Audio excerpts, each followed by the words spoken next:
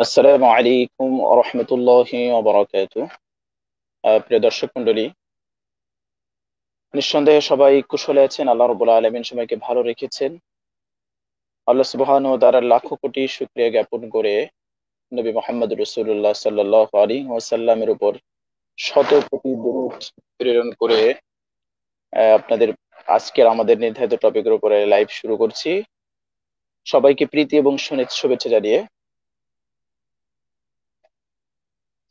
দর্শক মন্ডলী, আমার আওয়াজ শোনা যাচ্ছে কিনা আমাদেরকে মেসেজ করে জানাবেন ইনশাআল্লাহ। প্রতি বৃহস্পতিবারের মতো আজকেও আমরা ইনশাআল্লাহ নির্ধারিত টপিকের উপরে আমরা আলোচনা করব ইনশাআল্লাহ। আজকে আমরা আমাদের যে টপিক দিয়েছি সেই টপিকের উপরে আলোচনা হবে, আমরা যুক্ত হব ইনশাআল্লাহ। নূর এ মাহফুজ ভাই সালাম দিয়েছেন, আসসালামু আলাইকুম ওয়া রাহমাতুল্লাহ। সালাম দিয়েছেন, ওয়ালাইকুম আসসালাম ওয়া রাহমাতুল্লাহি ওয়া বারাকাতুহু।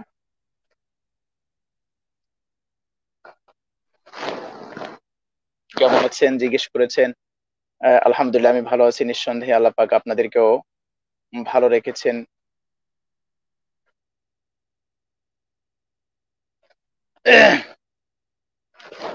আমাদের সাথে আরো অনেক ভাই যুক্ত হয়েছেন, দেখা যাচ্ছে না। মাহমুদুল আলম কাপাসী, আমি আসলে ক্যামেরাটা এখনো অন করিনি, এজন্য দেখা যাচ্ছে না। অচিরেই দেখা যাবে ইনশাআল্লাহ।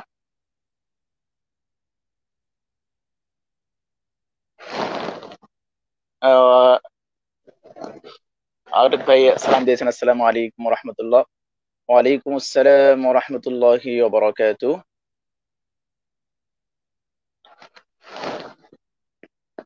আব্দুল আলম কাপাসিয়া সালাম দিয়েছেন, আসসালামু আলাইকুম রহমতুল্লাহ দিয়েছেন, আমিও দিচ্ছি ওয়ালাইকুম আসসালাম রহমতুল্লাহি ওয়া বারাকাতুহু।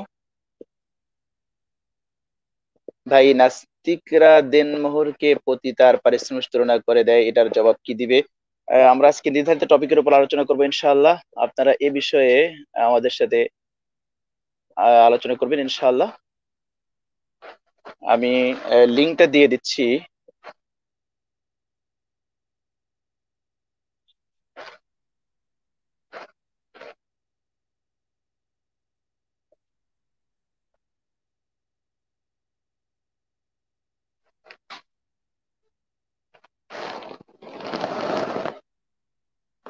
সালাম দিয়েছেন, ওয়ালাইকুম আসসালাম রহমতুল্লাহি ওয়া বারাকাতুহু।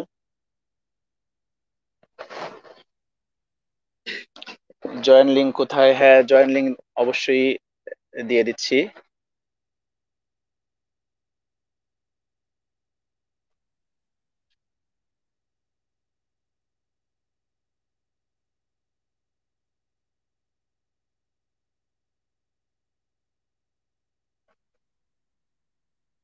জি, জয়েন লিঙ্ক আমি অলরেডি দিয়ে দিয়েছি, আলহামদুলিল্লাহ।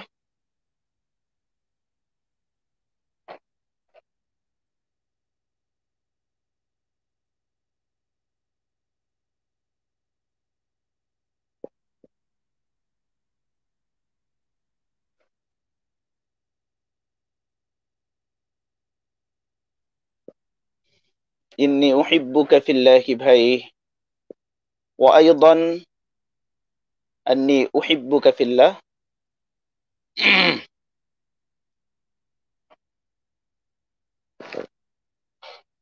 আমাকে কমেন্ট করে জানাবেন, আমি আসলে আজকে লিংক দিয়ে দিয়েছি।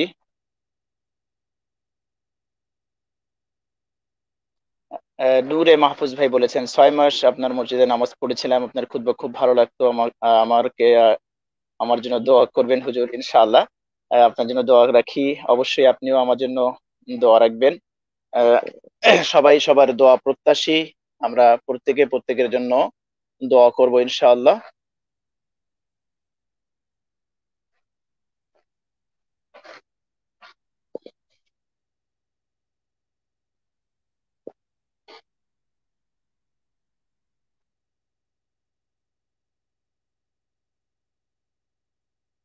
মহিউদ্দিন হাওলাদার ভাই বলেছেন, আমি হুজুরের আলোচনা শুনে মুগ্ধ, যুগ উপযোগী বয়ান করেন।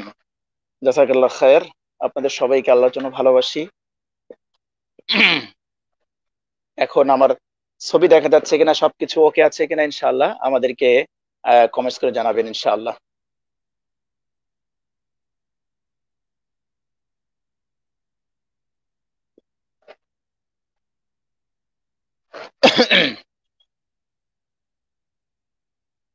আরমান রাজ মন্ডল বলেছেন, আসসালামু আলাইকুম ওয়া রাহমাতুল্লাহ, কেমন আছেন প্রিয় লেইক? লিখেছেন, হয়তো শায়েখ লিখবেন। ওয়ালাইকুম আসসালাম ওয়া রাহমাতুল্লাহ, ভালো আছি নিঃসন্দেহে, আপনারা ভালো আছেন? জি, এক ভাই বলেছেন হ্যাঁ সব ঠিক আছে। দর্শক মন্ডলী, আমরা আজকে আমাদের নির্ধারিত টপিক দিয়েছি, আপনারা সবাই জানেন, মুক্ত চিন্তার অন্তরালে নাস্তিকদের মিথ্যাচার, এই বিষয়ে আমাদের আজকে আলোচনা হবে ইনশাআল্লাহ। আমি লিংক দিয়ে দিয়েছি, কমেন্টস এর ভিতরে লিংক দিয়ে দিচ্ছি। জি, নাস্তিকদেরকে আমরা আহ্বান জানিয়েছি উন্মুক্ত লাইভ, আমাদের আমাদের আজকের উন্মুক্ত লাইভ, যে কেউ আমাদের সাথে যুক্ত হতে পারে। আমরা যে কাউকে যুক্ত করব, যুক্ত হতে চাইলে ইনশাআল্লাহ আমরা যুক্ত করব। লিংক অলরেডি দিয়ে দেওয়া হয়েছে, যে কেউ আমাদের সাথে যুক্ত হতে পারেন।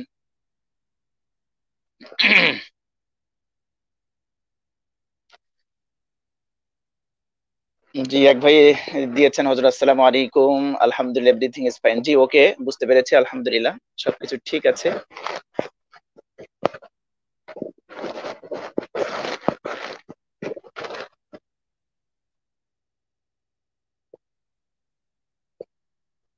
এমডি শরীফুল ভাই নামে একজন যুক্ত হতে চাচ্ছে, আমি দেখি।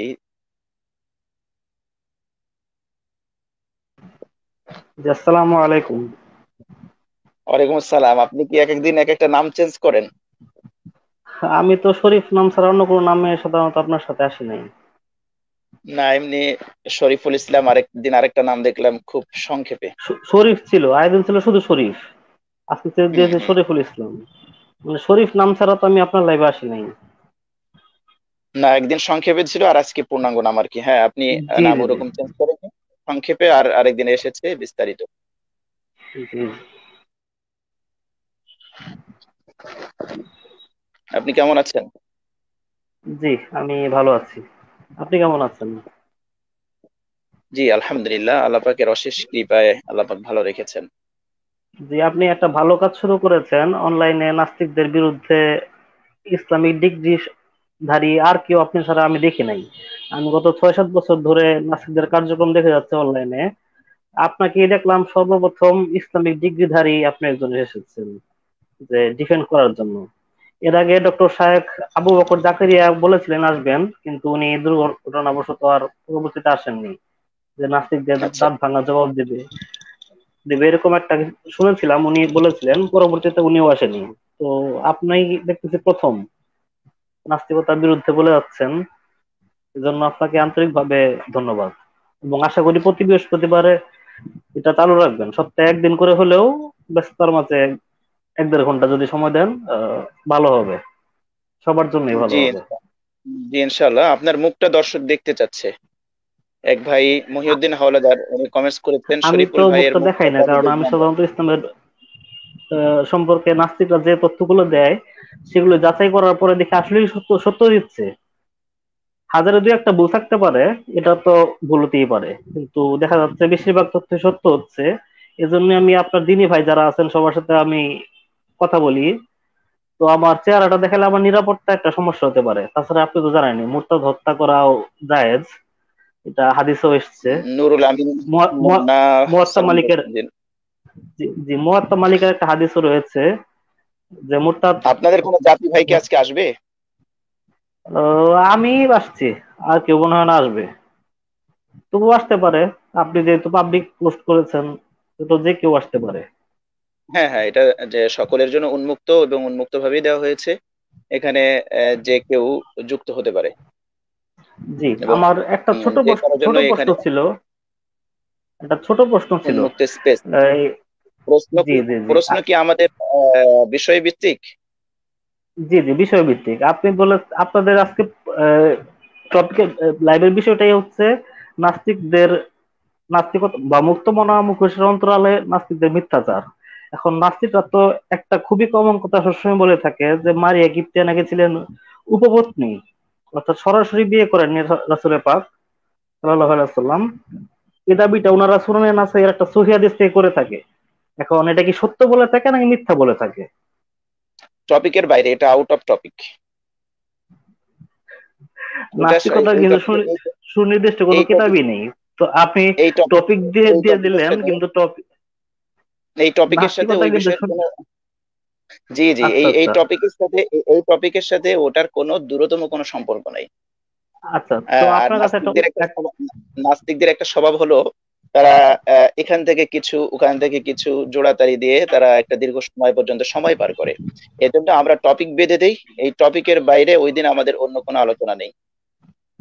আচ্ছা, তাহলে আপনার কাছে আমার একটা অনুরোধ থাকবে, ইসলামে নারীদের কতটুকু সম্মান দিয়েছে বা কতটুকু মর্যাদা দিয়েছে এরকম এটা নিয়ে একটা লাইভ করতে পারেন আগামী বৃহস্পতিবারে।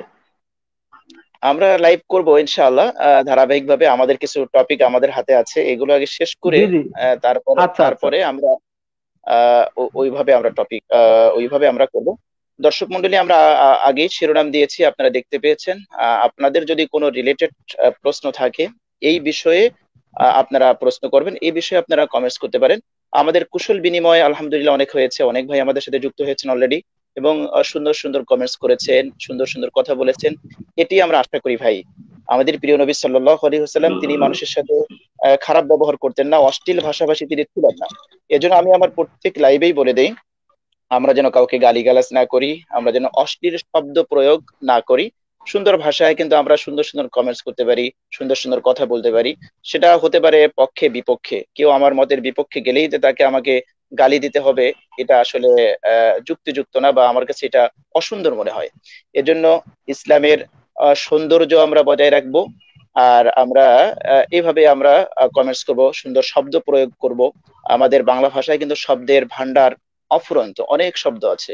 তো এখান থেকে ভালো শব্দগুলো আমরা কিন্তু চুজ করতে পারি। এজন্য সকল যারা আমাদের সাথে সবাই যুক্ত হয়েছেন, ভবিষ্যতে যুক্ত হবেন, সকলের কাছে আমাদের অনুরোধ থাকবে ইনশাআল্লাহ আপনারা সুন্দর সুন্দর কমেন্টস করবেন, ভালো ভাষা আপনারা ব্যবহার করবেন।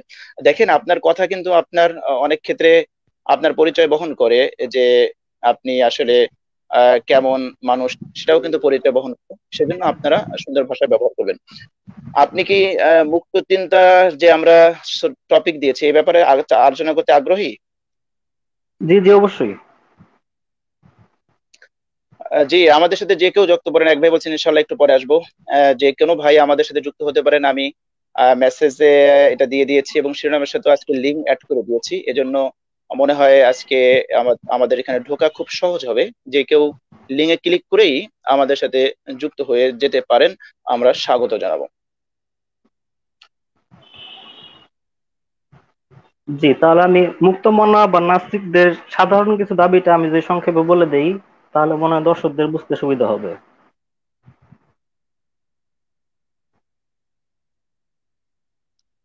রেজাউল ইসলাম ভাই, শুনতে পাচ্ছেন? আসসালামু আলাইকুম ওয়া রাহমাতুল্লাহি ওয়া বারাকাতুহু। ওয়ালাইকুম আসসালাম ওয়া রাহমাতুল্লাহি ওয়া বারাকাতুহু। কেমন আছেন আপনি?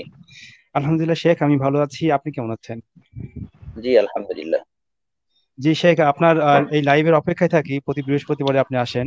মাশাআল্লাহ, অনেক ভালো লাগে এবং আশা করি যে আপনি আরো বেশি করে লাইভ করবেন আর কি। আপনার কাছ থেকে আমাদের অনেক কিছু জানার আছে, অনেক কিছু বোঝার আছে শেখ। জাযাকাল্লাহ খায়ের। আমাদের সাথে আজকে শরীফ ভাই যুক্ত হয়েছেন। আচ্ছা, আমরা যে আলোচনায় চলে যাই, আমরা কথা বৃদ্ধি না করি, দর্শক আমাদের অপেক্ষায় আছেন। দেখি আমাদের সাথে জি আরো জি, কেউ যুক্ত হচ্ছেন।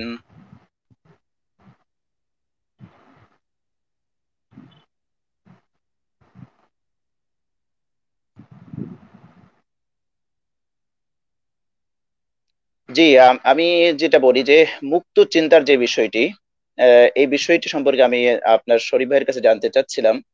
সেটা হলো যে মুক্ত চিন্তা কোন এর প্রয়োগ ক্ষেত্র কি কি, কোন কোন ক্ষেত্রে মুক্ত চিন্তাটা প্রয়োগ হবে। মানুষের জীবনের সাথে অনেকগুলো ক্ষেত্র আছে, অনেকগুলো পরিসর আছে, এই কোন কোন জায়গায় কোন কোন ক্ষেত্রে মুক্ত চিন্তাটা প্রয়োগ হবে, এই মুক্ত চিন্তার প্রয়োগ ক্ষেত্রটা কি? জি, মুক্ত চিন্তাটা আমরা জীবনের প্রতিটা ক্ষেত্রেই প্রয়োগ করতে পারি।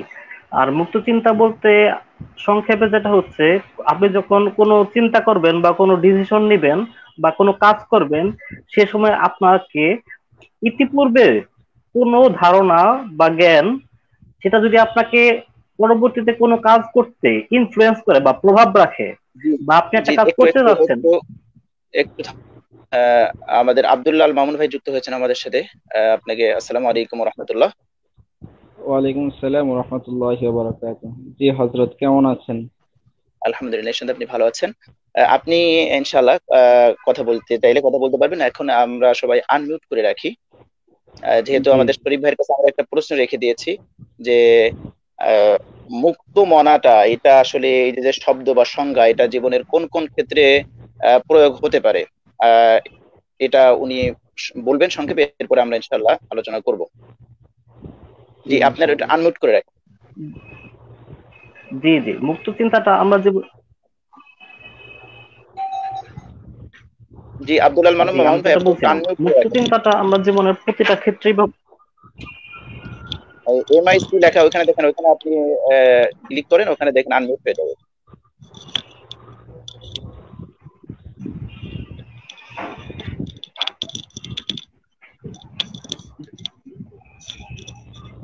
ক্যামেরার পাশে একটা অপশন আছে, মাইক বা অডিও অপশন, ওটাতে ক্লিক করলেই হবে। মাইক্রো এমআইসি দেখেন, ওখানে ক্লিক করেন, ওখানে আনমিউট হয়ে যাবে, এরপর আরেকবার ক্লিক করলে ওটা মিউট হবে। জি শরীফ ভাই বলেন, আমাদের সাথে আজকে সাহেব অনেক ভাই যুক্ত হওয়ার জন্য অপেক্ষা আছে। জি। জি জি জি জি, আমি আমি যেটা বলছিলাম, মুক্ত চিন্তাটা আমরা জীবনের প্রতিটা ক্ষেত্রেই ব্যবহার করতে পারি। সেটা যাতে যৌক্তিক আচ্ছা। হয়, সেটা যাতে এভিডেন্স ভিত্তিক হয়, লজিক্যাল হয়, এটুকুই বিষয়। আর আচ্ছা। পাশাপাশি জি আপনার জি ডিসিশন দ্বারা জি আপনাকে কারো যাতে ক্ষতি না হয়। আপনাকে জি আপনাকে একটু থামাই, আপনি বলেন জীবনের প্রত্যেক ক্ষেত্রে আপনি প্রয়োগ করতে পারেন। আপনি কি করেন পেশাগতভাবে, আপনি কি করেন? আমি অনার্স শেষ করেছি, মাস্টার্স করতেছি। মাস্টার্স করছেন, নিঃসন্দেহে আপনি কোনো ইউনিভার্সিটি অথবা কলেজে অ্যাডমিশন নিয়েছেন। জি জি জি। আচ্ছা। তো এই যে শিক্ষা প্রতিষ্ঠান যেখানে আপনি অ্যাডমিশন নিয়েছেন, নিঃসন্দেহে তাদের কিছু রুলস আপনি ফলো করেই সেখানে অ্যাডমিশন নিয়েছেন। জি অবশ্যই। তাদের কিছু মূলনীতি, বাধ্যবাধকতা আপনি মেনেই আপনি সেখানে ভর্তি হতে পেরেছেন, এবং আপনি সেই ইউনিভার্সিটি বা প্রতিষ্ঠানে যতক্ষণ পর্যন্ত আপনি থাকবেন সেই মূলনীতির বাইরে কিন্তু আপনি যেতে পারবেন না। জি জি। তাহলে আমার প্রশ্ন হলো, এক্ষেত্রে আপনার মুক্ত মনাটা কোথায় থাকলো? এক্ষেত্রে তো আপনি মুক্ত মনা থাকতে পারলেন না। নিঃসন্দেহে আপনাকে কোনো মূলনীতি, কোনো নিয়ম কানুন, কোনো রুলস, সেগুলোর অধীনে থেকেই আপনাকে সেখানে অধ্যয়ন করতে হচ্ছে। আপনি এক্ষেত্রে তো কখনোই আপনি আপনার মনের যে চাহিদা বা আপনার যে স্বাধীনতা, বাক স্বাধীনতা বলেন, অথবা আপনি যে স্বাধীনভাবে বিচরণ করতে চান, এটার ক্ষেত্রে তো পরিসর মানে সীমাবদ্ধ হয়ে গেল। তাহলে তো এক্ষেত্রে মুক্ত চিন্তা বা মত প্রকাশের স্বাধীনতা, আপনি বললেন স্যার আজকে একজন স্যার ক্লাসে আসলো, আপনি তাকে বলেন স্যার আজকে এই ক্লাসটা এভাবে না, আপনি এভাবে নেন, আপনার মন চাচ্ছে যে আপনি এটা বললেন, তো সেখানে সেক্ষেত্রে তো আপনার এই থিওরিটা সেখানে চলবে না। তাহলে আপনি কিভাবে সেখানে মুক্তমনা হয়ে আপনি একটা ইউনিভার্সিটি বা একটা শিক্ষা প্রতিষ্ঠানে আপনি ক্লাস করবেন?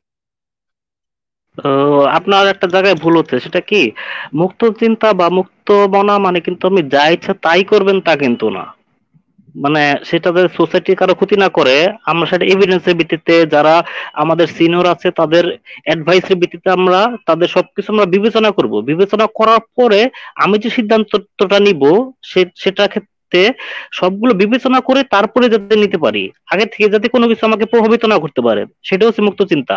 আপনি বললেন যেটা আমি তার মানে হলো বিশ্ববিদ্যালয়ে ভর্তি তার হওয়ার মানে পরে। তার মানে হচ্ছে যে আপনার মুক্ত চিন্তাটা ব্যাপক না, আপনাকে অবশ্যই কিছু মূলনীতি মানতে হচ্ছে হ্যাঁ, সেটা জীবনের সেটা যাতে যৌক্তিক হয়, সেটা যাতে যৌক্তিক হয়, সেটা জীবনে যাতে কারো ক্ষতি না করে। প্রিন্সিপাল, এটা যৌক্তিকও হতে পারে, অযৌক্তিকও হতে পারে। কোন যে না, শিক্ষা অযৌক্তিক প্রতিষ্ঠানে আপনি প্রিন্সিপাল আমরা মানবো না।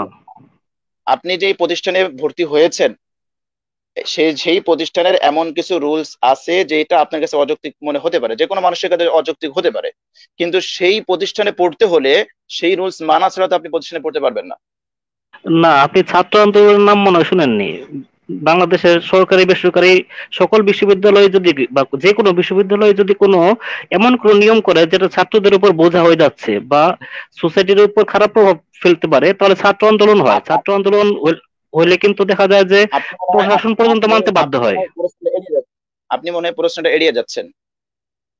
আপনি না মনে না হয় না, আপনি প্রশ্ন আপনি আপনি আপনার এক্সাক্ট পয়েন্টটা বলেন। একটা প্রতিষ্ঠানের 100টা মূলনীতি থাকতে পারে। আপনি যে প্রতিষ্ঠানে লেখাপড়া করেন সেই প্রতিষ্ঠানের 100টা মূলনীতি আপনি মেনে নিয়েই আপনি সেই প্রতিষ্ঠানে ভর্তি হয়েছেন। এখন 100টা মূলনীতি যে একজন মানুষের কাছে মনোপুত হবে, এটা একটা অযৌক্তিক বিষয়।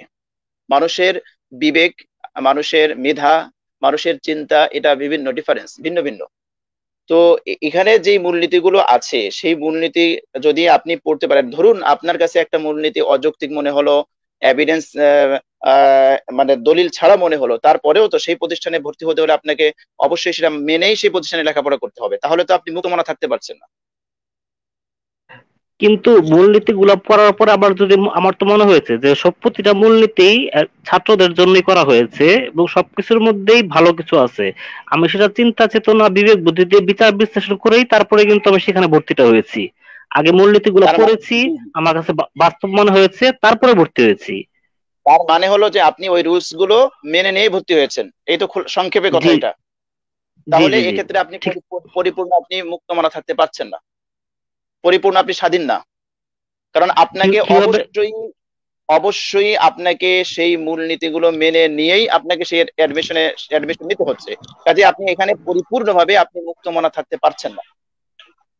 এই জায়গাটায় আমি পরিপূর্ণভাবেই ছিলাম, কেন বলি, কারণ আমার যে মুক্ত চিন্তা সেই চিন্তাটাই কিন্তু এই নিয়মগুলা কোনো বাধা সৃষ্টি করেনি।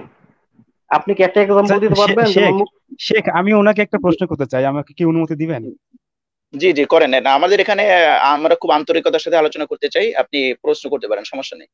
জি, শরীফুল ইসলাম ভাই, আপনি বললেন যে আপনি যেখানে অ্যাডমিশন নিয়েছেন তার সবগুলো রুলস আপনার কাছে যৌক্তিক এবং সুন্দর মনে হয়েছে বিধায় আপনি সেখানে অ্যাডমিশন নিয়েছেন মুক্তভাবে চিন্তা করে, তাই না? তাই না শরীফুল ভাই? জি জি। তাহলে এই একই প্রশ্ন আসবে, আপনি কি এই এই মুক্ত চিন্তা কিংবা মুক্ত চিন্তা চর্চা আপনি যে রাষ্ট্রে বসবাস করেন, যে সমাজে বসবাস করেন, যে ইকোনমিক্যাল সিস্টেমে বসবাস করেন, যে পরিবেশে বসবাস করেন, সবখানে কি খাটাইছেন? খাটে আপনার কাছে ভালো মনে হয়েছে যে বাংলাদেশি রাষ্ট্রে কিংবা ইন্ডিয়ান রাষ্ট্রে বসবাস করা আপনার কাছে মনে হয়েছে ভালো, এই জন্য আপনি এখানে বসবাস করতেছেন? নাকি এখানে আপনি কোনো বাধ্যবাধকতার মধ্যে আপনি অবস্থান করতেছেন? আপনি মেনে নিচ্ছেন এমন কিছু রুলস যেটা আপনি পছন্দ করেন না কিন্তু আপনি বাধ্য হচ্ছেন? বাংলাদেশের বেশিরভাগ রুলই আমার পছন্দ, দুই একটা রুল আমার পছন্দ না, সেগুলোর জন্য তো অনেক আন্দোলন করতেছে, পাশাপাশি আমিও চেষ্টা করতেছি আমার জায়গা থেকে সর্বোচ্চ আন্দোলন করে ওই নিয়মটাকে যাতে আরো যুগোপযোগী করা যায়। আমি কিন্তু একবার বলি তার নাই মানে যে বাংলাদেশের সকল নিয়ম আমি মেনে চলি। আমি সকল নিয়ম মেনে তার চলতে মানে হবে, তো না একই মেনে নিতে দাঁড়ালো। বাধ্য। জি, তাহলে তো তার একই মানে কথা হলো যে বাধ্য আপনি তার রাষ্ট্রে হচ্ছেন, মানে বসবাস। আপনি তার বাধ্য মানে হচ্ছেন চেঞ্জ তার করার জন্য মানে আপনি না না। আন্দোলন করতে পারবেন, ঠিক আছে, কিন্তু আপনি বাধ্য হচ্ছেন জি। এই রাষ্ট্রে থাকার জন্য এমন কিছু নিয়ম মানতে যেটা আপনার কাছে ভালো মনে হচ্ছে না। কিছু নিয়ম কিন্তু এরকম অবশ্যই থাকলো যেখানে আপনি কিন্তু আমি বাধ্য তো হইলেন প্রতিবাদ এখানে করে থাকার জন্য। যাচ্ছি, কিন্তু না, আমি তো আপনি প্রতিবাদ প্রতিবাদ করেন করে সেটা যাচ্ছি। পরের কথা, কিন্তু আপনি বাধ্য হয়ে কিছু মানতেছেন তো, তাই না? প্রতিবাদের প্রসঙ্গটা পরে আসবো, প্রতিবাদের প্রসঙ্গে আমরা পরে আসবো, কিন্তু আপনি তো এই রাষ্ট্রে থাকতে হলে আপনাকে বাধ্য হতে হচ্ছে কোনো নিয়ম মেনে নিতে, এমন কোনো নিয়ম মেনে নিতে যেটা আপনি পছন্দ করেন, আপনার কাছে অযৌক্তিক মনে হয়, তাই না? কিন্তু আমি তো সেটা মেনে নিচ্ছি না, আমি তো সেটার জন্য প্রতিবাদ না করতেছি। না, এখানে কেউ শরীফুল একটা ভাই কিছু, ওইটা কেউ প্রতিবাদের আমরা প্রতিবাদের প্রসঙ্গটা পরে আসবো, কিন্তু আমাদের কথা কি জানেন, যে আপনি যেভাবে মুক্ত চর্চা করতেছেন, জ্ঞান চর্চা করতেছেন, বিবেক চর্চা করতেছেন, এইভাবে তো মনে করেন আমাদের দেশে মনে করেন 16 কোটি কিংবা 18 কোটি জনগণ, সবারই আলাদা আলাদা চিন্তা চেতনা আছে। একটা কাজ ধরেন, ধর্ষকের কি শাস্তি হওয়া উচিত কিংবা ধর্ষণ বন্ধ করতে গেলে কি কি পদক্ষেপ নেওয়া উচিত, এই এই নিয়ে যদি আপনি 18 কোটি মানুষের মধ্যে যদি আপনি সার্ভে করেন, দেখবেন 18 কোটি মানুষের অসংখ্য মতবাদ পাওয়া যাবে, এক একজন এক এক ভাবে বলতেছে সমাধান করার কথা। এখন যদি আপনি সবাই যদি এভাবে মুক্ত চিন্তা করতে থাকে, তাহলে কিন্তু রাষ্ট্রে কিন্তু সবার এই নিয়ম সবার চিন্তা কিন্তু ইমপ্লিমেন্ট করা সম্ভব না। যে কোনো একজনের চিন্তা কিংবা একটা চিন্তা একটা নিয়ম ইমপ্লিমেন্ট করা সম্ভব। তাহলে এই যে এই মুক্ত চিন্তা করলে তো কোনো রাষ্ট্রই গঠন করা সম্ভব না, রাষ্ট্রের কোনো নিয়মই দেওয়া সম্ভব না। আর এক একজন এক এক ভাবে বলবে, আপনি বলবেন যে এটা আমার পছন্দ আমি আন্দোলন করব, আরেকজন বলবেন এটা আমার আপনার, পছন্দ আমি আন্দোলন করব। আচ্ছা, তাহলে আপনার তো পয়েন্ট আমি বুঝতে পারছি। সুশৃঙ্খল কোনো রাষ্ট্র কিংবা সুন্দর কোনো নিয়ম কিংবা একটা নিয়ম ইমপ্লিমেন্ট করা সম্ভব না। আর একটা নিয়ম ইমপ্লিমেন্ট করা সম্ভব না হলে রাষ্ট্রই গঠন করা সম্ভব না, কারণ রাষ্ট্রে যে কোনো একটা নিয়ম চলে। বিচার ব্যবস্থা বলেন, রাষ্ট্র ব্যবস্থা বলেন, কখনো কন্ট্রাডিক্টরি নিয়ম কিংবা দুইটা নিয়মে চলে না। যে কোনো ক্ষেত্রে একটা নিয়মই আপনি ইমপ্লিমেন্ট করতে হবে। পয়েন্টটা কি আপনি বুঝছেন? তাহলে মুক্ত জ্ঞান চর্চা আপ- করে তো একটা নিয়ম ইমপ্লিমেন্ট করা সম্ভব হচ্ছে না, হাজারটা নিয়ম ইমপ্লিমেন্ট করতে হবে হাজারটা মানুষের জন্য। আপনি একটা জিনিস বুঝতে ভুল করলেন, সেটা হচ্ছে কি, আপনি যে একটা কন্ডিশন দিলেন বা সেটা হচ্ছে একটা ঘটনার ভিত্তিতে বা ধর্ষণের ভিত্তিতে আপনি বললেন যে 18 কোটি মানুষের 18 কোটি মতামত। আপনার এই জায়গায় বোঝার ভুল হচ্ছে, 18 কোটি মানুষের 18 রকম মতামত না, হতে আমি পারে, 18 কোটি কিন্তু মতামত কিন্তু বলিনি, আমি 18 কোটি ভাই সরকার একটু বোঝেন, কিন্তু আমি আমরা 18 কোটি কিন্তু মতবাদ বলি না, আমি বলেছি আচ্ছা 18 কোটি আচ্ছা, আপনি মানুষের অসংখ্য রকম অনেকগুলো মতামত থাকতে মতামত, পারে, হ্যাঁ, আচ্ছা, অনেক রকম মতামত কিন্তু থাকতে পারে। সবার হ্যাঁ, মতামতই হচ্ছে কিন্তু দর্শনের শাস্তি। এই জায়গাটায় কিন্তু সবাই এক জায়গাতে। গ্রাউন্ড পয়েন্টটা কিন্তু এই জায়গায় সকলেরই সেম। কেউ চাচ্ছে সরাসরি ফাঁসি, কেউ চাচ্ছে সর্বোচ্চ মানে যাবজ্জীবন কারাদণ্ড, কেউ চাচ্ছে হলো গিয়া প্রকাশ্যে গুলি করে হত্যা, অনেক অনেক কম দাবি চাচ্ছে। কিন্তু সরকার যে, এটা কিন্তু গণতান্ত্রিক সরকার, সবাই বেশিরভাগ মানুষ যেটা মতামত দিবে সেটা যদি আইনের মধ্যে থেকে করা যায় তাহলে সরকার সেই আইনটাই বাস্তবায়ন করবে। আর সেই আইনটাতে যদি দেখা যায় যে তার মানে আপনি একটু এখন যেটা সংস্কার করা দরকার। বলতেছেন যে মুক্ত জ্ঞান চর্চা বলে কোনো কিছু নেই, আসলে যে বিষয়টা হয় সেটি হলো অধিকাংশ মানুষের মত মেনে নেওয়া। এটাই আপনি বলতেছেন, অধিকাংশ কিন্তু মানুষের সে মত মেনে নেওয়া। অধিকাংশ মানুষ, সেটা তো তাহলে আলোচনার ভিত্তিতে, সেটা তো আলোচনার ভিত্তিতে 51%, মানে আপনি না বলতেছেন। না, সেটা তো আলোচনার ভিত্তিতে হবে, সেটা তো যুক্তি দিয়ে জি হবে। শরীফুল ইসলাম ভাই, শরীফুল ইসলাম ভাই, তাহলে আপনি যেটা বলতে চাচ্ছেন, আপনার সারসংক্ষেপ হচ্ছে যে আপনি মতামত মেনে নিয়েই আপনাকে কাজ করতে হবে, একেবারে মুক্তভাবে কোনো কিছু করা সম্ভব না। এই ব্যাপারে কি আপনি একমত? আপনাকে যদি পৃথিবীতে কোনো রাষ্ট্রে বসবাস করতে হয়, কোনো ইউনিভার্সিটি বা কোনো শিক্ষা প্রতিষ্ঠানে পড়তে হয়, তারপরে আপনাকে কোনো অফিসে যদি চাকরি করতে হয়, আর প্রত্যেকটা ক্ষেত্রে আপনাকে কিছু মূলনীতি মেনে নিয়েই আপনাকে এই পৃথিবীতে বেঁচে থাকতে হলে, এই পৃথিবীতে থাকতে হলে আপনাকে অবশ্যই কোনো না কোনো মূলনীতি, প্রিন্সিপাল বা কোনো কোনো না নিয়মের অধীনে আপনাকে অবশ্যই আসতে হবে। তা না হলে আপনি এই পৃথিবীতে অন্ততপক্ষে আপনার টিকে থাকা সম্ভব না। এই ব্যাপারে তো জি, আপনি একমত? জি অধীনে আসতে হবে, এটা যেমন একমত। সেই রাষ্ট্র বা সেই জি, সংস্থা যদি তাহলে নতুন তাহলে এমন দেখেন, কোনো, যদি আপনি একটু শেষ করে নেই। জি, তাহলে হ্যাঁ, আমি একটু এর সাথে এটা সম্পৃক্ত। তাহলে যদি ধরে নিলাম যদি কিছু কিছু মূলনীতিও আমাকে মেনে নিতে হয়, এবং আমি মেনে নিতে বাধ্য, তাহলে তো আসলে আমি আর মুক্তমনা থাকলাম না। আমি তখন তো পরিপূর্ণ মুক্তমনা দাবি করতে পারবো না। আমাকে অবশ্যই এখানে অপশন দিতে হবে যে আমি অধিকাংশ মতামত মানি না, কিছু কিছু মতামত মানি, তাহলেও তো সে মুক্তমনা থাকলো না। তাহলে সে না, মুক্তমনার দাবিটা তার সত্য, কিভাবে সে সত্যবাদী হতে পারে? এটা কোন জায়গার ক্ষেত্রে বলতেছেন? আপনি যদি একটা প্রতিষ্ঠান, ব্যক্তিগত প্রতিষ্ঠানের ক্ষেত্রে বলেন, সেই জায়গায় কিন্তু আমি আগে তাদের নিয়মগুলা যাচাই করে তারপরে সেই জায়গায় আমি ভর্তি হইতে বা অংশ নিতে পারি, ঠিক না?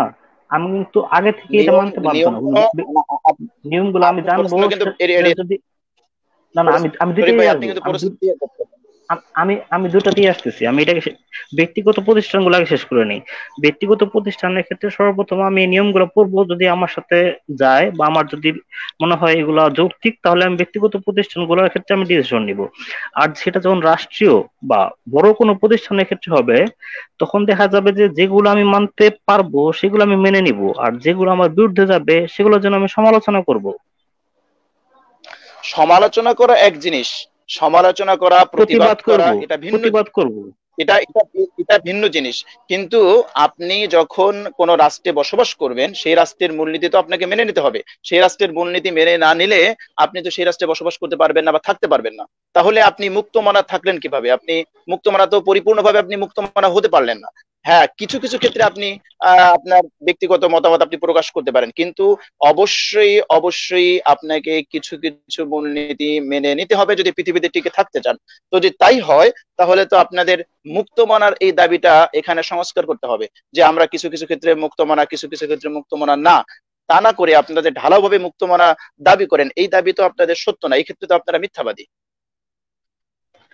আমি একটু মানে বুঝিয়ে বলি শেষ অংশটা। আপনি প্রথম অংশটা একমত, দ্বিতীয় অংশে আপনার যেটা জায়গায় বোঝার ভুল হচ্ছে সেটা হচ্ছে কি, আপনি বলেন যে যে সকল জায়গায় আমরা প্রতিবাদ করতেছি সে সকল জায়গায় কি আমরা মুক্তমনা থেকে বিচ্যুত হচ্ছি বা মুক্তমনা থেকে দূরে চলে যাচ্ছি? আমার উত্তরটা হচ্ছে সেই সকল জায়গাতে আমরা প্রকৃত মুক্তমনা। আমরা যদি প্রকৃত মুক্তমনা নাই হইতাম তাহলে সেই সকল জায়গা নির্দ্বিধায় বিনা শর্তে বিনা বাক্যে মেনে নিতাম। কিন্তু যেহেতু আমরা মুক্তমনা, আমরা যে সকল জায়গায় আমাদের পছন্দ হয় না, যে সকল জায়গায় আমরা যৌক্তিক মনে করি না, যে সকল জায়গায় আমরা মনে করি সমালোচনার যোগ্য, সেই সকল জায়গাতে আমরা প্রকৃত মুক্তমনা। এই কারণটাতেই কিন্তু এই সকল কিছুর প্রতিবাদ জানাই। আমি কি বোঝাতে পেরেছি? আচ্ছা শরীফুল ভাই, দেখেন দেখেন মূল একটা পয়েন্ট। মূল আচ্ছা সেটা আমি একটু বলি, একটা জি জি পয়েন্ট বলেন। দেখেন। জি আপনি যত ভালো সংবিধানই তৈরি করেন না কেন, যত ভালো সংসদই তৈরি করেন না কেন, আপনি মুক্ত ধরেন, আপনারা সবাই মিলে মুক্তভাবে চিন্তা করে একটা সংবিধান তৈরি করছেন, সংবিধান তৈরি করলেন এবং একটা সংসদ তৈরি করলেন, গঠন করলেন। সেই সংসদের নিয়ম নীতি, রুলস, আইন কানুন সেখান থেকে তৈরি করা হবে। তো আপনাকে তো এই নিয়ম করতেই হবে, আপনি বাধ্য যে 51% যদি আপনার কোনো আইনের ক্ষেত্রে যদি আপনার পজিটিভ মন্তব্য আসে বা গ্রহণ, 51% লোক যদি সেই আইনটা গ্রহণ করে, তাহলে রাষ্ট্রে সেই আইনটা বলবৎ করা যাবে। তার মানে আপনি তো এই আইনটা আপনাকে করতেই হবে যে অ্যাটলিস্ট 51% হচ্ছে কোনো একটা আইনের ক্ষেত্রে যদি আমরা মত পাই তাহলে সেটা আপনি ইমপ্লিমেন্ট করব। আপনাদের কখনো এটা বলতে পারবেন না যে 100% মত ওকে হতে হবে। আপনি আন্দোলনের কথা বলতেছেন, আপনি যত আন্দোলন করেই কোনো একটা রাষ্ট্র গঠন করেন না কেন, কোন একটা সংসদ গঠন করেন না কেন, ওই সংসদে আপনাকে মেনে নিতেই হবে যে 100%-এর মত মত হচ্ছে যে আমাকে মত যখন পাবো তখনই আমরা আইন কানুন প্রতিষ্ঠা করতে পারবো। এই আইন তো আপনি কখনো কোথাও করতে পারবেন না।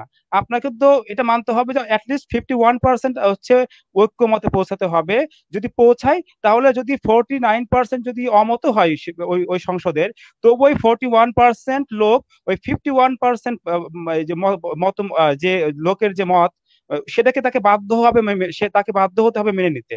তো বাধ্যবাধকতা থেকে তো আপনি কখনোই বের হতে পারবেন না যতই আন্দোলন করেন। আর তাই সেই আন্দোলনের ফলে যতই আপনি নতুন থেকে নতুন তো রাষ্ট্র ব্যবস্থা প্রতিষ্ঠা করেন না কেন, এই বাধ্যবাধকতা থেকে তো আপনি বের হতে পারতেছেন না। আপনি কি আমার পয়েন্টে বুঝতে পারছেন? জি জি, আপনি বাকি যে 49%-এর কথা বলতেছেন, সেই 49%-এর মধ্যে যারা মুক্ত মনা না, তারা করবে কি, বিনা শর্তে ওটা মেনে নিবে, বলবে কি যেহেতু সরকার করেছে তাই আমরা মেনে নিলাম।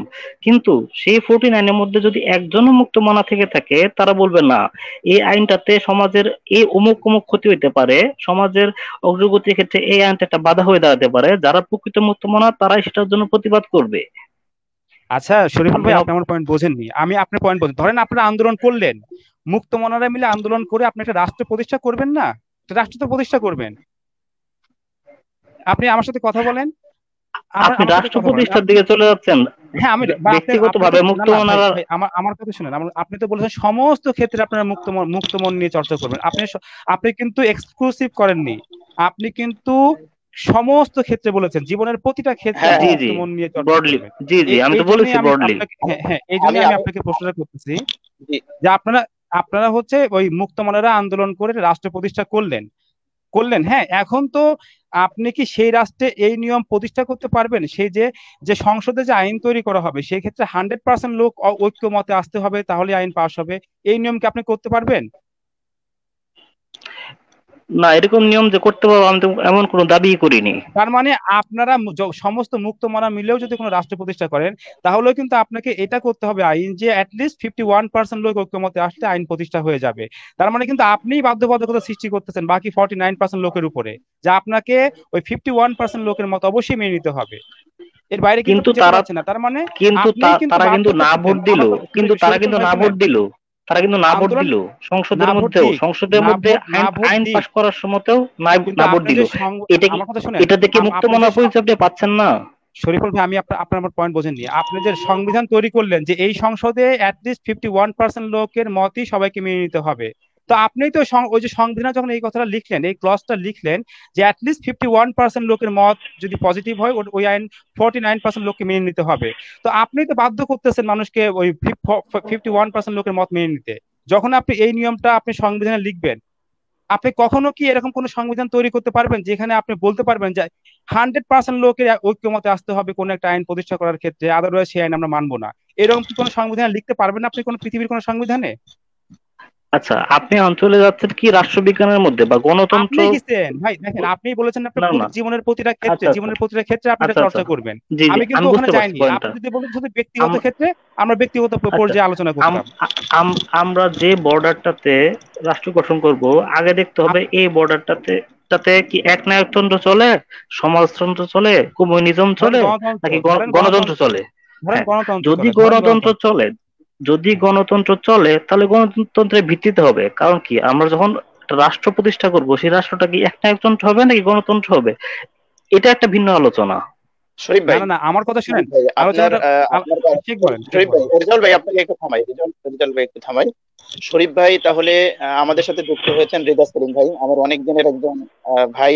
মাঝে মাঝে আমাকে খুব গালিগালাজও করেন এবং কমেন্টসও করেন অনেক ভাই। আমি রেজাউল ভাই, রেজা সেলিম ভাইকে স্বাগতম জানাই। উনি অনেক আগে বারবার যুক্ত হতে চেয়েছেন, হয়তো কোনো কারণে পারেন নাই, আজকে যুক্ত হতে পেরেছেন। এজন্য রেজা সেলিম ভাইকে ধন্যবাদ। কেমন আছেন রেজা সেলিম ভাই? ভাই ভালো আছি, আপনি কেমন আছেন? জি আলহামদুলিল্লাহ, আমি ভালো আছি। আপনি কুশলে আছেন না? আমি কুশলে আছি। আমি আপনাকে গালাগালি করি না। আমি আপনাকে অনেক সময় আপনার অনেক কথা যেগুলো নাকি আমার পছন্দ হয় না তার প্রতি উত্তর করি, ঠিক আছে? গালাগালি এটা ঠিক না, কথাটা গালাগালি কেন করবো? আপনি একজন আচ্ছা, ভালো আমি মানুষ। একদিন একটা কমেন্টস করেছিলাম, আপনার হয়তো মনে আছে। আমি এই টোটাল এতদিনের পরে মানে এত টোটালে আপনার যত আপনি কমেন্টস করেছেন, আমি একটা কমেন্টস করেছিলাম যে আপনার জন্মের পরে মনে হয় আপনার মা আপনার মুখে মধু দেয়নি। আপনার কি মনে পড়ে? জি ভাই, আমার মা আমাকে যাই হোক, মধু দিছে কি দেয় না এটা তো আর আমি জানি না। তবে কিছু জিনিস যেগুলি নাকি না, এটা একটা কথার কথা। আহ, এটা এটা একটা হ্যাঁ, কথার কথা যে আপনি যেভাবে রূঢ় ভাষা ব্যবহার করেন, যাই হোক, সেটা হলো আমার আপনার ব্যক্তিগত ব্যাপার। আজকে আপনাকে স্বাগতম। আপনাকে অনেক ধন্যবাদ, আপনি আমাকে যুক্ত করেছেন। আজকের আলোচনার টপিকটা একটু জি, আমাকে বলেন, আর তারপর একটু কথা বলি। জি, আচ্ছা, আপনাকে কথা বলতে সময় দিব। আজকের আলোচনার টপিক, আমরা একটা কথা বলতেছিলাম, বলা এই হলো যে আমাদের আজকের টপিক হলো যে মুক্ত চিন্তার স্লোগানে, মুক্ত মারা স্লোগানের অন্তরালে নাস্তিকদের মিথ্যাচার। আমাদের দাবিটা হলো যে পৃথিবীতে কোনো ব্যক্তি যদি টিকে থাকতে চায় তাহলে পরিপূর্ণভাবে সে মুক্ত চিন্তা, একেবারে মুক্ত চিন্তা হয়ে পৃথিবীতে বেঁচে থাকতে পারবে না। তাকে অবশ্যই কোনো না কোনো রুলস তাকে মানতেই হবে, যে কোনো ওয়েতে হোক। এটা হলো আমাদের দাবি। আমাদের সাথে আরো এক ভাই যুক্ত হয়েছেন, খালেদ ভাই। খালেদ ভাই, শুনতে পাচ্ছেন? হ্যালো, আহ খালেদ ভাই, শুনতে পাচ্ছেন? আসসালামু আলাইকুম রহমতুল্লাহ বরকাত। শাইখ ভালো আছেন? ওয়ালাইকুম আসসালাম ওয়া রাহমাতুল্লাহ। জি, আলহামদুলিল্লাহ। খালেদ ভাই কেমন আছেন? জি আলহামদুলিল্লাহ শাইখ ভালো আছি। প্রতি বৃহস্পতিবার আপনার জন্য জি, ওয়েট করি। আলহামদুলিল্লাহ। আহ, আজকে যুক্ত হয়ে খুব ভালো লাগলো। জি, জাযাকাল্লাহ আহ খায়ের। আপনাকে অনেক ধন্যবাদ। আমরা জি, আমরা আলোচনায় আচ্ছা, আছি, আমরা শরীফুল ভাইয়ের আলোচনায় আছি। আমরা ইনশাআল্লাহ ফিরবো, আপনাদের কথাও আমরা শুনবো। আরো অনেক ভাই আমাদের আজকে লাইনে আছেন, আমি জানি না তাদেরকে যুক্ত করতে পারবো কিনা। একসাথে এত মানুষ যুক্ত হলে আসলে আলোচনাটা ফলপ্রসূ হবে না। তো এই হলো আমাদের দাবি যে পৃথিবীতে আচ্ছা, তাকে ব্যক্তিগত পর্যায়ে হোক, সামাজিক পর্যায়ে হোক, রাষ্ট্রীয় পর্যায়ে হোক, অবশ্যই তাকে ইচ্ছায় হোক অনিচ্ছায় হোক, তাকে কোনো না কোনো রুলস মেনেই পৃথিবীতে বেঁচে থাকতে হবে। তাহলে কোনো হ্যাঁ। মানুষই পরিপূর্ণ মুক্ত মনা এটা হতে পারবে না। এটা হলো আমাদের দাবি। মুক্ত মনা এখন জি, আমরা এটা আমি হুজুর। শরীফুল ভাইয়ের কাছে আপনার কাছে পরে যাবো। আপনার কাছে পরে আসবো। আচ্ছা, রেজা সেলিম ভাই, আপনি থাকেন, আমরা শরীফুল ভাইয়ের সাথে আমরা কথোপকথন করছি। জি, শরীফ ভাই, আপনার কি আর কিছু বলা আছে নাকি আমরা রেজা ভাইয়ের কাছে যাবো? স্পেসিফিক পয়েন্টে যদি আমাকে বলতেন যে নাস্তিকতা যদি সমাজে প্রতিষ্ঠিত হয়, সমাজে কি কি সমস্যা হইতে পারে, তাহলে মনে করেন আলোচনাটা ওটা করতে একটু ওটা ভিন্ন ফলপ্রসূ হইতো। সাবজেক্ট। না, না, ওটা ভিন্ন সাবজেক্ট, ভিন্ন টপিক। আমরা আমরা আপনি আগেই জানেন যে আমরা কখনোই নির্ধারিত টপিকের বাইরে যেতে প্রস্তুত নই। তাহলে আপনি আমাদের সাথে একমত যে পৃথিবীতে বেঁচে থাকতে হলে ইচ্ছায় হোক অনিচ্ছায় হোক, তাকে কোনো না কোনো রুলস মেনে থেকেই পৃথিবীতে চলতে, টিকে থাকতে হবে। এটা ছাড়া সম্ভব না। আহ, যেমন মেনে চলতে হবে, কোনো সমস্যা থাকলে সেটা প্রতিবাদও করতে হবে, এটা হচ্ছে প্রকৃত মুক্ত মানা। শাইখ আমার একটা প্রতিবাদ করেন আর সমালোচনা করেন।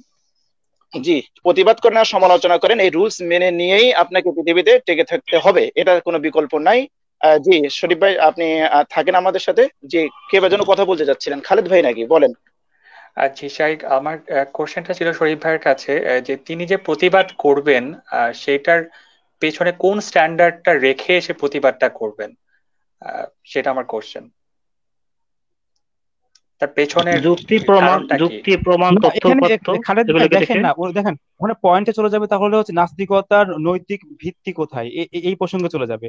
যেহেতু আমার মনে হয় আমার প্রসঙ্গটা চেঞ্জ হয়ে যাবে, যে জি, নাস্তিকতার নৈতিক ভিত্তি, খালেদ ভাই, মানদণ্ড খালেদ কি? ভাই, ওই প্রশ্নে ওই প্রশ্নে আপনি যদি করেন তাকে, তাহলে তাকে প্রমাণ দিতে হবে নাস্তিকতার স্ট্যান্ডার্ড কি, তখন আবার ভিন্ন খাতে আলোচনা প্রবাহিত হবে। যেহেতু শরীফ ভাই আমাদের সাথে একমত হয়েছেন যে রুলস না মেনে কোনো উপায় নেই। রিজা সেলিম ভাই, আপনার এই ব্যাপারে কিছু বলার থাকলে আপনি বলতে পারেন। হ্যাঁ, হ্যাঁ, বলার বলতে যেমন আর তার আগে আমি মুক্ত জানতে মনা। চাই, তার আগে আমি জানতে চাই আপনার ধর্মীয় পরিচয়টা, তাহলে ভাই, আমাদের আমার আলোচনাটা ফলপ্রসূ হবে। ধর্মীয় পরিচয় জন্মসূত্রে বাংলাদেশি, জন্মসূত্রে মুসলমান, ঠিক আছে? আমি মুসলমান, কিন্তু কিছু প্রশ্ন আহ, যেগুলি নাকি আমার ভিতরে কাজ করে, সেখানে আমি হয়তো বা সংশয়বাদী হয়ে গেছি। সংশয়বাদী বলা চলে। আর এই তো, এটা হলো আমার পরিচয়, ঠিক আছে? আমি আচ্ছা, পুরোপুরি তাহলে মুসলিম ধরে ছিলাম, নিলাম এটা। আপনি একজন সংশয়বাদী। হ্যাঁ, ধরে যে নিতে আপনি পারেন, সমস্যা সংশয়বাদী, নেই। এটা ধরে নিলাম। হ্যাঁ, হ্যাঁ, জি। ধরে তো নিতে আমাদের পারেন, একটা কারণ ধর্মীয় নৈতিক দায়িত্ব আছে। জি জি। জি, আমাদের একটা দায়িত্ব হলো যে আমরা প্রত্যেকে দিনের দাওয়াত পৌঁছে দেওয়া। সেজন্য শরীফ ভাই এবং আপনাকে উভয়কে আমি দাওয়াত দিচ্ছি ইসলামের পথে পরিপূর্ণ ফিরে আসার জন্য। এটা আমার দাওয়াত ভাই, এটা আমার আলোচনার টপিক না। না ঠিক এটা আমি আছে আমার দায়িত্ববোধ আপনি থেকে আমি দাওয়াত দিলাম, বাট এটা এটা এটা আমার আহ, আলোচনার টপিক না। আমার আলোচনার টপিক হলো না না আপনি যেমন মুক্ত আমাকে দায়িত্ব মুক্ত বোধের, মন। হ্যাঁ হ্যাঁ ভাই, আপনি যেমন আমাকে দায়িত্ববোধের, আপনার দায়িত্ববোধে আপনি আমাকে দাওয়াত দিলেন, ঠিক তেমনি আমি আমার দায়িত্ববোধ থেকে আপনাদের উদ্দেশ্যে, যারা আপনারা ধর্ম পালন করেন তাদের উদ্দেশ্যে একটি কথা, ভালোভাবে ধর্মটাকে পড়ে জেনে ধর্মের ভিতরে যে সমস্ত কুসংস্কার আছে সেখান থেকে বেরিয়ে আসেন। এটা আমার দাওয়াত আপনাদের উদ্দেশ্যে। ঠিক আছে? জি, আপনাদের নির্ধারিত টপিকের উপর আপনার কিছু বলার আছে? হ্যাঁ, নির্ধারিত টপিকের উপরে বলার আছে, যেমন মুক্ত চিন্তা। মুক্ত চিন্তা বলতে আসলে কি বোঝায় এটা আমি পুরোপুরি জানি না, তবে যেই টপিকে বলতেছেন যে কোনো আইন মানা লাগবে, হ্যাঁ, সমাজে বসবাস করতে হলে, রাষ্ট্রে বসবাস করতে হলে তাকে সেই রাষ্ট্রের কিছু রুলস মানতেই হবে। সমাজে বসবাস করতে হলে সমাজের বিধান, কিছু কিছু বিধান অবশ্যই মানতে হবে, যেগুলি সামাজিকভাবে একটা মানুষের নৈতিক দায়িত্ব এবং কর্তব্য। এটা ছাড়া মানুষের আর কোনো ওয়ে নাই। সে যেই কোনো পৃথিবীতে যেই প্রান্তে থাকুক না কেন, এটা মানতেই হবে। তো এখানে মুক্ত জি মনা, মুক্ত মনা বলতে মুক্ত মনা আসলে পুরোপুরি জিনিসটা আমি জানি না, মুক্ত মনার সংজ্ঞাটা কি। এই জন্য আমি এটার উপরে আমি কিছু বলতে চাই তাহলে না। আপনি আমার, জি জি জি জি ঠিক আছে। আমি আপনাকে অনেক এটা ধন্যবাদ খুব আমাদের সাথে যুক্ত ভালোভাবে, হওয়ার জন্য। যেহেতু জি এই রেজা ভাই, টপিকটা আপনি আমি আমাদের জানি সাথে না, যুক্ত তবে হয়েছেন, আমি, আপনাকে অনেক হ্যাঁ ধন্যবাদ। ভাই, আপনাকে অনেক জি, ধন্যবাদ। আপনি শুধু যেহেতু, আমি এইটুকু আপনি যে, বলবো যে পৃথিবীর জি যেইখানেই মানুষ বসবাস করুক, সমাজবদ্ধভাবে বসবাস করতে হলে সমাজের কিছু নিয়ম কানুন তাকে মানতে হবে, রাষ্ট্রের কিছু নিয়ম কানুন মানতে হবে। তবে প্রতিবাদ যদি হয় রাষ্ট্রের জি বিরুদ্ধে বা সমাজের বিরুদ্ধে, সেটা করতে পারে একটা মানুষ। তার যদি কোনো কিছু পছন্দ না হয় স্বাভাবিকভাবেই করতে পারে, সামাজিক ভাবে হোক জি, বা রাষ্ট্রীয় ভাবে হোক, সেটা অন্য বিষয়। কিন্তু আহ মানে সোজা কথা, কিছু রুলস অবশ্যই তাকে মেনে চলতে হবে তা। মানতে হবে, জি, সোজা কিছু কথা। রুলস, আপনার কথা আমরা হ্যাঁ বুঝতে পেরেছি। আপনার হ্যাঁ কথা আমরা হ্যাঁ বুঝতে পেরেছি রেজা ভাই, আপনার কথা আমরা বুঝতে পেরেছি যে পৃথিবীতে টিকে থাকতে হলে অবশ্যই ব্যক্তিগত, সামাজিক, রাষ্ট্রীয় পর্যায়ে কিছু পৃথিবীতে মূলনীতি টিকে না মিলে সে থাকতে বেঁচে থাকতে পারবে না। হলে বলতে সামাজিক ভাবে, যেমন আমি একটা দেশে বসবাস করি, সেটা অবশ্যই ইসলামের রীতিনীতি অনুযায়ী চলে না। সেখানে আমার নামাজ পড়ারও বাধা নেই, সেখানে আরেকজনের মন্দিরে যাওয়ারও বাধা নেই, সেখানে নাস্তিকদেরও চলাফেরার বাধা নেই। ঠিক আছে, কিন্তু এই দেশের যে নিয়ম কানুন আছে, প্রত্যেকটা মানুষ তার নিজস্ব অ্যাঙ্গেল থেকে সেটা মানতে হয়, সেটা সে ওইভাবেই চলতে জি হয়। একটা মুসলমানও এখানে জি ঠিক বুক আছে। ফুলায় হাঁটতে পারে, একটা নাস্তিকও সমানভাবে জি জি ওইভাবে জি হাঁটে। সুতরাং এখানে কারো কোনো জি সমস্যা রেজা ভাই হইতেছে ঠিক না। আছে। ওকে। জি রেজা ভাই ঠিক আছে, আপনাকে অসংখ্য ধন্যবাদ যেহেতু আপনি আমাদের সাথে এগ্রি করেছেন। কাজেই আপনি আবারও আমাদের সাথে অন্য টপিকে যখন আসবো ইনশাল্লাহ যুক্ত হবেন। যেহেতু আজকে আপনি আমাদের সাথে ধন্যবাদ এগ্রি, ভাই। একমত, কাজেই আমরা অন্য ভাইকে আপনাকে সুযোগ দিচ্ছি ইনশাল্লাহ। আচ্ছা, ধন্যবাদ ভাই। ওকে, অনেক অনেক ধন্যবাদ আপনাকে ভাই। আপনি ভালো থাকেন, আপনার জন্য অনেক অনেক শুভকামনা। ওকে, জি, থ্যাংক ইউ। আপনার জন্য অনেক শুভকামনা এবং আপনার, জি খালেদ ভাই কিছু বলতে চাইলে আপনি এখন বলেন। শাইক, আমি বলতে চাচ্ছিলাম যে আমাদের যে ফ্রিডম অফ থট, কনসায়েন্স, এগুলো তো গ্যারান্টিড আমাদের কনস্টিটিউশন দ্বারা। সেখানেও কিন্তু রিজনেবল রেস্ট্রিকশন দেয়া আছে। মানে আপনার কথা যেন অন্যকে আঘাত না হানতে পারে, এটা article 39 of the constitution of Bangladesh. এছাড়া যারা হিউম্যান রাইটস অনেক কনভেনশন আছে, সেখানে রিজনেবল রেস্ট্রিকশন দেয়া থাকে। যেমন অনেক সময় কোর্টে ডিসিশন আসে যে যদি কাউকে আঘাত করে কোনো কিছু বলা হয়, যেমন ডিফামেশন অথবা কিছু, সে কিন্তু রিজনেবল রেস্ট্রিকশন থাকে। সেদিক দিয়ে কিন্তু একজন ফ্রিডম অফ থটের ক্ষেত্রে কিন্তু একদম ইন্ডিপেন্ডেন্ট থিঙ্কার অথবা মুক্তমনা হয়ে যাচ্ছে পাচ্ছে না, তাকে কিন্তু রেস্ট্রিক্ট করে দেয়া আছে সেই দিক দিয়ে। কিন্তু এই রিজনেবল রেস্ট্রিকশন চিন্তা করি, তাহলে কিন্তু একটা মানুষের মুক্তমনা হওয়া সম্ভব না। তাদের একটা রুলস অ্যান্ড রেগুলেশনের ভিতরেই থাকতে হবে। একটা মানুষ রুলস এর ভিতরে থাকবে, সেটাই হচ্ছে একটা একটা সোসাইটি, একটা অর্গানাইজ সোসাইটি। আর এইভাবে যদি আমরা মুক্ত মনা ভাবে চিন্তা করি, তো তারা ইচ্ছা মতো সবকিছু করতে থাকবে।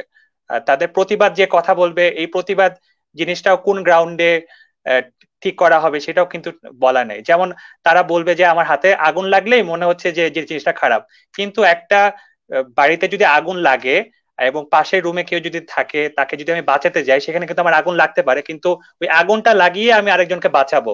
তো এই প্রতিবাদ, তারা কিন্তু মুক্তমনা যারা কথা বলে তাদেরও কিন্তু অনেক ভাগ। যেমন একজন, আমি পড়ছিলাম এথিইজম নিয়ে, তাদের নিজেদের মধ্যে অনেক ধরনের কনফ্লিক্ট থাকে এবং এথিইজমের প্রায় 6 থেকে 7টা ক্লাসিফিকেশন আছে। তারা এক একজন এক এক রকম ধরনের চিন্তা করে। তো এই প্রতিবাদ কারা করবে, কি ধরনের মুক্ত চিন্তা করবে, তারা কিন্তু নিজেদের সাথেই একমত না। তো সেই দিক দিয়ে কিন্তু একদিক দিয়ে আমরা মানে তারা বলতে পারে না যে আমি আসলে মুক্তমনা। যারা মুক্ত চিন্তার কথা বলে আসলে মিথ্যাচার করছে, অন্যদের কথা বলতেছে আমরা মুক্তমনা, আসো আমাদের সাথেও তোমরা থাকো, কিন্তু আসলে তারা কিন্তু মুক্তমনা না।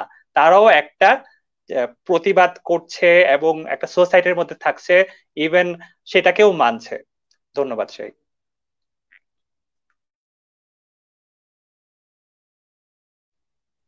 আমরা মূলত এই মেসেজটাই দিতে চাচ্ছি যে আসলে একেবারে 100% যেই মুক্ত মনার দাবি বলে অন্য মানুষদেরকে প্ররোচিত করা হয়, তাদেরকে একটা মুখরোচক স্লোগান শোনানো হয়, এই স্লোগানের অন্তরালে আসলে অনেক কুৎসিততা নিহিত রয়েছে, অনেক কালো নিহিত রয়েছে, যেটাই সেই আজকে কালো আমাদের গুলো আমাদেরকে একটু বলবেন এই বিষয়টা নির্ধারণ করা এটাই। সায়ক, সেই কালো বিষয় বলতে এই আপনি তো কি আমরা বোঝাচ্ছেন? এতক্ষণ আলোচনা যেটা করলাম, এত এতক্ষণে মানে বললেন যে সকল বিষয়, এতক্ষণ আমরা যে বিষয়টা আলোচনা করলাম, যে এই বিষয়টা কালো এথিইজমের যে 7টা ক্লাস বললেন। কালো জি শরীফ ভাই, জি শরীফ জি ভাই, আমরা বললাম যে 100% মুক্তমনা দাবি করা এটা সম্ভব না। এথিইজমের 7টা জি ক্রাউন আমি একটু বলি যে এখানে আমি যেটা বোঝাতে জি জি বলছিলাম যে আমরা মূলত এই মেসেজটাই দিতে চাচ্ছি যে 100% মুক্তমনা এই দাবিটা একটা হাস্যকর দাবি, এটা একটা মিথ্যা দাবি, এই দাবিটা এর কোনো বাস্তবতা নাই। এটাই হলো আমাদের দাবি এবং এটাই হলো আজকের আমাদের এই আমাদের আজকের এই আলোচনা যে মেসেজ, এটাই হলো মূলত আমাদের দাবি এবং আমরা সেটাই আপনাদের দুজনের সাথে আলোচনা করলাম। দুজনেই সংশয়বাদী আপনারা এবং দুজন আমাদের সাথে এগ্রি করলেন যে হ্যাঁ, পৃথিবীতে আসলে যে কোনো ভাবে থাকতে হলে প্রত্যেকের কোনো জায়গা থেকে অবশ্যই কোনো না কোন রুলস অবশ্যই মানতে হবে, ইচ্ছাই হোক অনিচ্ছাই হোক। সুতরাং 100% মুক্তমনা এই দাবিটা হাস্যকর, অযৌক্তিক এবং মিথ্যা দাবি। জি আমাদের সাথে আরেক ভাই যুক্ত হয়েছিলেন,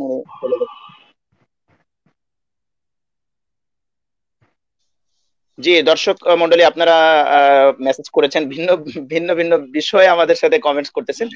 জি রেজাউল ভাই, আপনি কি এই বিষয়ে কিছু বলবেন? যেহেতু আমরা আমাদের মেসেজটা দিয়ে দিয়েছি, এই বিষয়ে যদি আমাদের দীর্ঘ আলোচনা না থাকে তাহলে আমরা লাইভ শেষ করে দিব। রেজাউল ভাই শুনতে পাচ্ছেন? রেজাউল ভাই রেজাউল ইসলাম ভাই স্লো মনে হয়, ইন্টারনেট কানেকশনের সমস্যা হচ্ছে। তো খালেদ ভাই, জি শাইক আমাকে জিজ্ঞেস করছিল যে শাইক আমাকে তো জিজ্ঞেস করেছিল যে 7টা টাইপের কথা, সেটা আপনি মানে তাকে পড়ার জন্য বলছি যে জন গ্রের একটা বই আছে, সেখানে সে হচ্ছে author of the stray dogs. সে 7টা গ্রাউন্ড দিয়েছে, একটা হচ্ছে নিউ এথিইজম, একটা হচ্ছে মিসোথিইজম, একটা হচ্ছে সেকুলার হিউম্যানিজম, এছাড়া হচ্ছে 7টা গ্রাউন্ড আছে। এছাড়াও atheismresearch.com এ নামে একটা ওয়েবসাইট আছে, সেটা হচ্ছে এথিইস্ট নিয়ে রিসার্চ প্রকাশ করে। সেখানেও 6টা গ্রাউন্ড আছে। সেখানে হচ্ছে তারা ভাগ করেছে এক একটা ইন্টেলেকচুয়াল এথিইস্ট, একটা এন্টি এথিইস্ট, একটা অ্যাক্টিভিস্ট, একটা সিকার অ্যাগনস্টিক্স, একটা নন থিইস্ট, রিচুয়াল এথিইস্ট। এদের মধ্যে অনেক ক্লাসিফিকেশন আছে। এরা কিন্তু নিজেদের সাথে এথিইজমকে এক করে ফেলতেছেন কেন? আমি এটা বুঝলাম না। অ্যাগনস্টিক আর এথিইজম তো এক হলো কিভাবে? দুটো তো ভিন্ন জিনিস। আমি এক করছি না, তারা নিজেরা ভাগ করেছে। এটা হচ্ছে atheismresearch.com এ আপনি পাবেন। সিকার যে অ্যাগনস্টিকের কথা বলা আছে, তাদের হচ্ছে ডিসক্রিপশন হচ্ছে comfortable with uncertainty and noncommittal but open to religion. মানে তারাই নিজেরাই ভাগ করেছে জিনিসগুলা, এগুলো আমার ভাগ নয়। আপনি atheismresearch.com এ সেটা পেয়ে যাবেন। অথবা আপনি যেটা বললাম, আপনি একটা জিনিস আছে, ডেইস্টটা বাদ দিলেন, কিন্তু আপনি আরেকটু পড়েন, ডেইস্ট একটা আছে, ডেইস্টটা আপনি মিস করে গেছেন। ডেইস্টটা আপনি এটা একটা মানে আপনারাই নিজেরাই অনেক কিছু ভাগ করছেন, ক্লাসিফাইড করছেন অনেক ভাবে। সো আপনারাই নিজেরাই মানে একদম কোনো ভাগ না, কোনো ভাগ না, কোনো ভাগ না ভাইয়া। এক এক ভাবে এক আপনি একজন এক ওই এক ধরনের 6-7টা ইন্টারপ্রিটেশন স্টেপ, করতে। এগুলো হচ্ছে ভাগ না। খালেদ ভাই, বিষয়টা হচ্ছে কি, ওই 6টা হচ্ছে স্টেপ, ওই 6টা স্টেপ না না এর মধ্যে একটা না স্টেপ না হচ্ছে না না না না এথিইজম। না, আপনি তাদের ডেইস্ট এটা না না হয়ে না, এথিস্ট আপনি হতে পারবেন না। আপনি জন গ্রের অ্যাগনস্টিক। যে 7 টাইপস অফ, জন গ্রের অথবা 7 টাইপ এথিজম, আমার এখানে যদি সম্ভব ওইটা হতো একজন আমি লেখকের মতামত। একজন লেখক কিছু লিখলেই যে তা সত্য হবে তা কিন্তু না। এটাই বলছি আপনাকে যে আপনারা নিজেরাই কত ক্লাসিফাইড, মানে আপনারা না না, আমরা নিজেরা বলতে কি বোঝাচ্ছেন? একজন রাইটার মানে তার লেখনীতে একটা লেখা লিখেছে, তাই বলে কি এটা কি সকল মানুষ দায় নিয়ে নেবে এটার? তো আপনি আপনারা ডেইস্ট আমাদের না হয়ে আপনি এথিস্ট হতে পারবেন না। আপনি অ্যাগনস্টিক না হলে আপনি এথিস্ট কিভাবে হবেন? অ্যাগনস্টিক মানে যে সংশয়বাদী। আপনি প্রথমে সংশয়ে ঢুকবেন, সংশয়টা যদি আপনি কেটে যায় তারপর না নাস্তিক হবেন।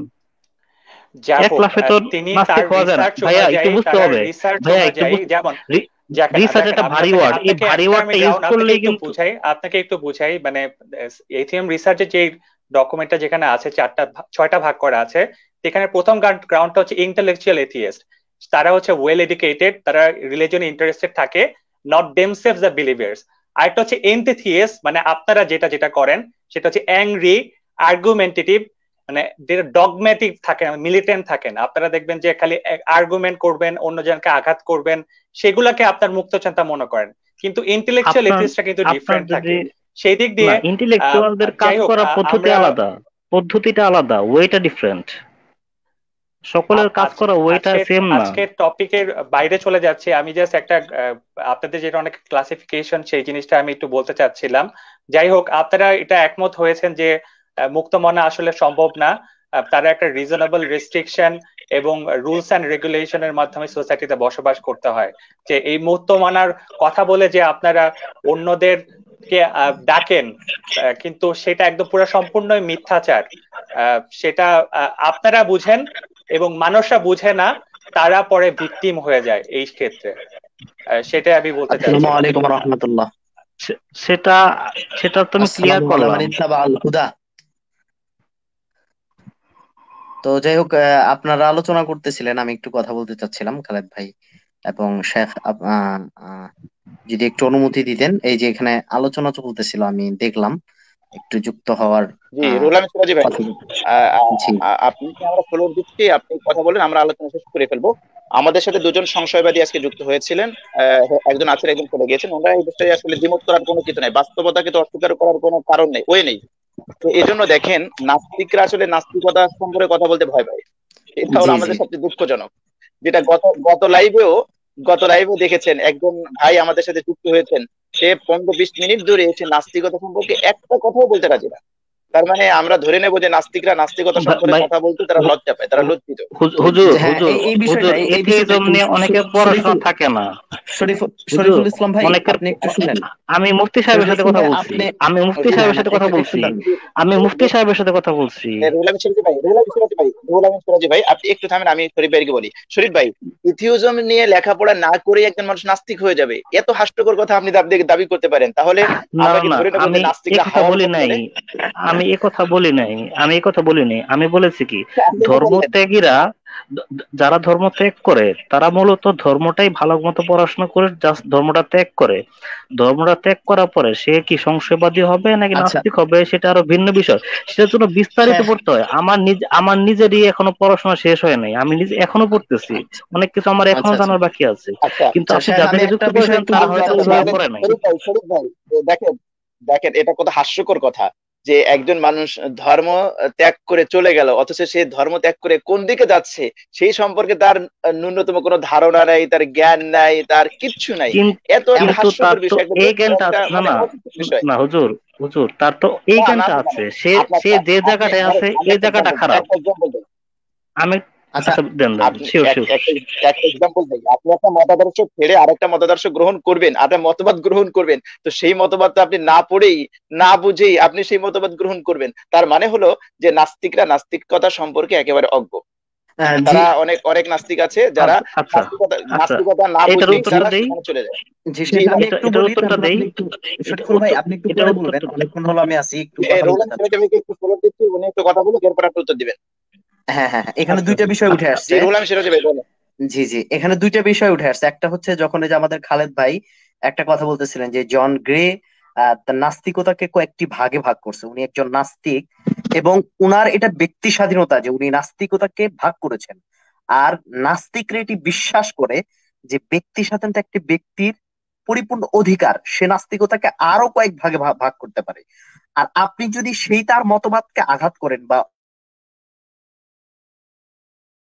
অবিশ্বাস করেন বা তার মতবাদকে যদি না মানেন, তাহলে আপনি এখানে বলে দিতে পারেন যে আমি তার কথাটাকে মানি না, এবং কেন মানি না এই বিষয়টা যৌক্তিকভাবে আপনি একটু যুক্তি দিতে পারেন। আর আপনি যদি হচ্ছে জন গ্রে কে হচ্ছে অবিশ্বাস করেন বা হচ্ছে বলেন যে জন গ্রের কথা আমি মানি না, তাহলে এটা খুবই ভালো কথা, আমরা বলে দেবো যে জন গ্রে বঙ্গীয় নাস্তিকদের কাছে সে একজন মূর্খ মানুষ।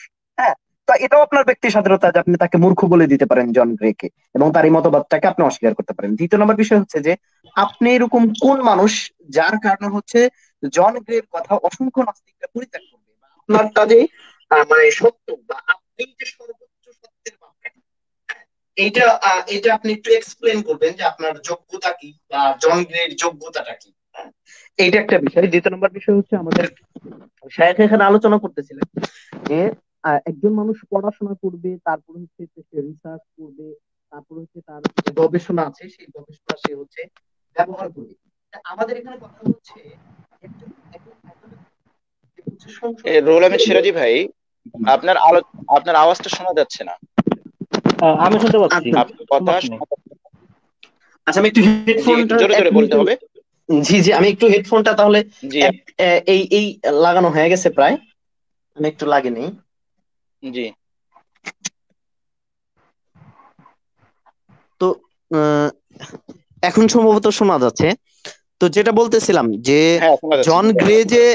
জন গ্রে যে হচ্ছে সত্য বা জন গ্রের কথা যদি সে অবিশ্বাস করে, তাহলে এখানে ঘোষণা আপনাকে একটু থামাই, রুহুল আমিন সিরাজি ভাই, আমাদের জি জি আলোচনার টপিকটা আপনি কি শুনেছেন? যে নাস্তিকবাদ সম্পর্কে। তো না, আমাদের আলোচনার টপিক হলো যে মুক্তমনা স্লোগানের অন্তরালে নাস্তিকদের মিথ্যাচার। তার মানে আমাদের দাবিটা হলো যে নাস্তিকরা যে মুক্তমনা দাবি করে এটা পুরোপুরি সত্য না। কারণ সত্য না। পৃথিবীতে অবশ্যই তাদেরকে কোনো না কোনো রুলস তাকে অবশ্যই মেনে চলতে হয়। কাজেই এবং এই বিশেষ করে নাস্তিকদের মুক্তমনা দাবিটা এটা মিথ্যা। একটা মিথ্যা দাবি। এটা হলো আচ্ছা, আমাদের আজকের আলোচনার বিষয়। জি জি জি, খুবই সুন্দর একটি টপিক।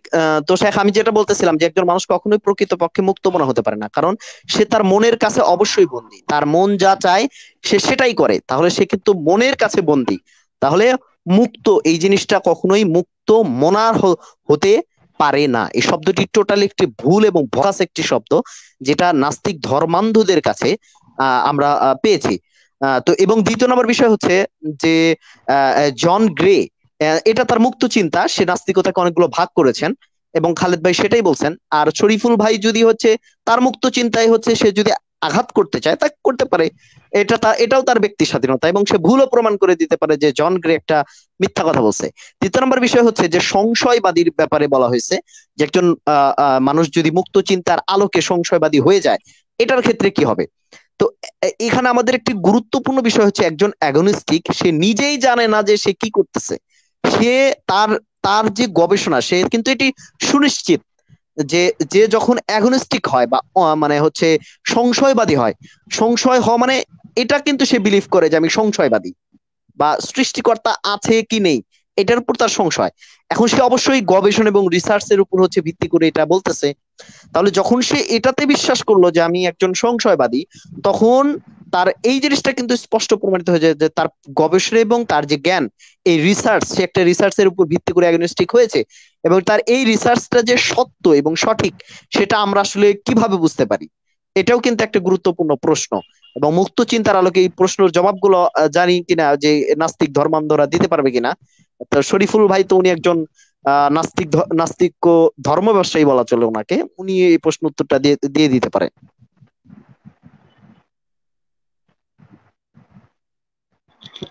শরীফ ভাই, আপনি কি কিছু বলবেন? আপনার কিছু বলার আছে? জি, অনেকগুলো ভুলভাল জিনিস বললো। প্রথমত জন গ্রে একজন নাস্তিক না, জন গ্রে হচ্ছে ওয়েস্টার্ন ফিলোসফার।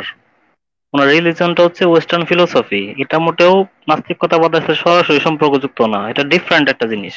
এটা ফিলোসফির আরেকটা পার্ট। ওয়েস্টার্ন ফিলোসফার, ওনার রিলিজিয়নটা নাস্তিকতা কি এথিজম নাস্তিক না। হতে পারে না?